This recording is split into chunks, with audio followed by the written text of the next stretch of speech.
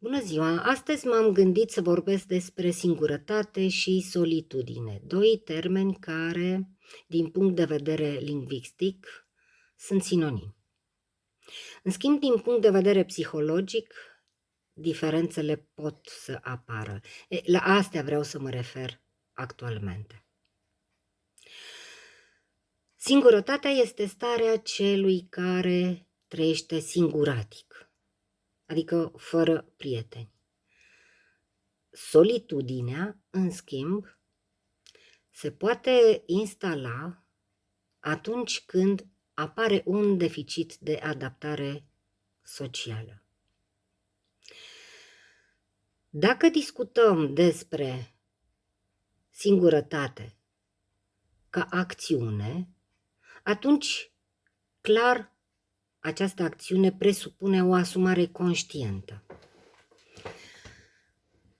În schimb, dacă discutăm din punct de vedere psihologic, și anume al percepției afectelor cu care ne confruntăm, atunci aici pot să apară diferențe care sunt marcate de asumare sau non-asumarea acestor afecte. Haideți să ne referim la un exemplu. Situația actuală. Situația actuală clar presupune distanțare socială. Bun. Presupune asumarea și acceptarea unor reguli.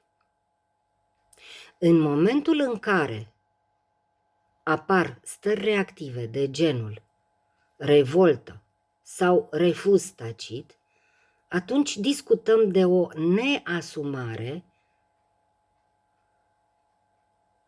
conștientă și de apariția, de fapt, a unor emoții. Problema se pune cum gestionăm aceste emoții.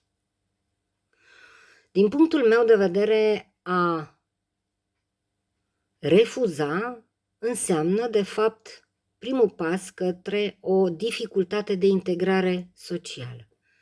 În momentul în care apare și revolta, cu sau fără obiect, deja problemele încep să se complice.